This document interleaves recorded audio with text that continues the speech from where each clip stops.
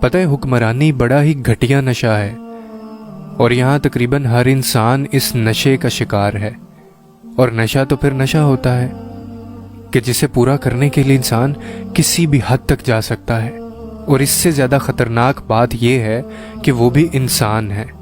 سب کچھ سہن کرنے کے باوجود ہمیں ان سے محبت کرنی ہے، کیونکہ وہ بھی اللہ کی مخلوق میں شمار ہوتے ہیں۔ ہمیں سب کچھ خاموشی سے سہنا ہے، ہمیں صرف جسم کے لیے سب کچھ سکھایا گیا، ہمیں مذہب کے لیے جدوجہد نہیں سکھائی گئی۔ مسلمان گھرانوں میں پیدا ہونے کے باوجود ہمارے اندر ایمان نہیں ہوتا، لیکن ایک ایسا انسان جو خدا کو سب سے آخری آپشن کے طور پر رکھتا ہے، اس کے سامنے بھی خاموش رہنا، کیا یہ ہمارے ایمان کو خطرے میں نہیں ڈالے گا؟ جب کوئی کہتا ہے کہ مجھے ہر رشتے سے زیادہ عزیز میرا خدا ہے، تو کسی کو برا کیوں لگتا ہے؟ کیوں لوگ چاہتے ہیں کہ ان کو خدا سے بھی اوپر رکھا جائے؟ اللہ سے زیادہ کون سمجھتا ہوگا اپنے بندے کے دکھوں کو؟ وہ خالق اپنی تخلیق کی ہر ایک نس سے واقف ہے، اتنا تو مانتے ہو نا؟ اگر جانتا ہے تو پھر اس نے شراب کو حرام کیوں کیا؟ وہ جانتا ہے کہ میرا بندہ کن اذیتوں سے گزرے گا، پھر بھی اس نے نہیں کہا کہ تھوڑی سی پی لینا غم بھلانے کے لیے۔ کیوں نہیں کہا اس نے؟ کیوں نہیں کہا اس نے کہ جب تک نکاح نہیں ہوتا تب تک کسی بھی عورت سے عارضی تعلقات بنا لینا؟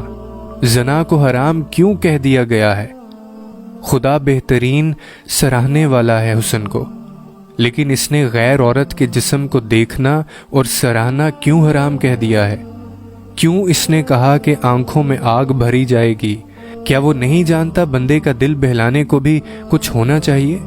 تم غلط ہو، کیونکہ تم نے ہمیشہ مادیت پرستوں کو پڑھا اور سنا ہے، تم نے کبھی آسمانی کتاب کھولی ہی نہیں۔ جب بھی تم پریشان ہوتے ہو تو غیر مسلموں کی کتاب کھول لیتے ہو، اور ان کے کہے کے مطابق سیکس کو ہر مسئلے کا حل سمجھ لیتے ہو، اور پھر یہ سارے طریقے آزمانے کے بعد تم وقتی سکون حاصل کر تو لیتے ہو، لیکن جب ہوش میں آتے ہو تو پہلے سے زیادہ بے چین اور اندر سے کمزور اور وحشت زدہ میں رہتے ہو۔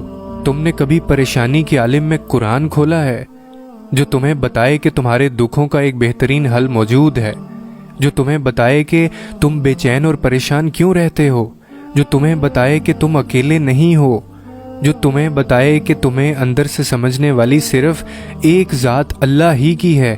اپنے اندر یقین کو مضبوط کرو، اور خالی سمجھنا کچھ نہیں ہوتا، بات ماننے کی صلاحیت پیدا کرو۔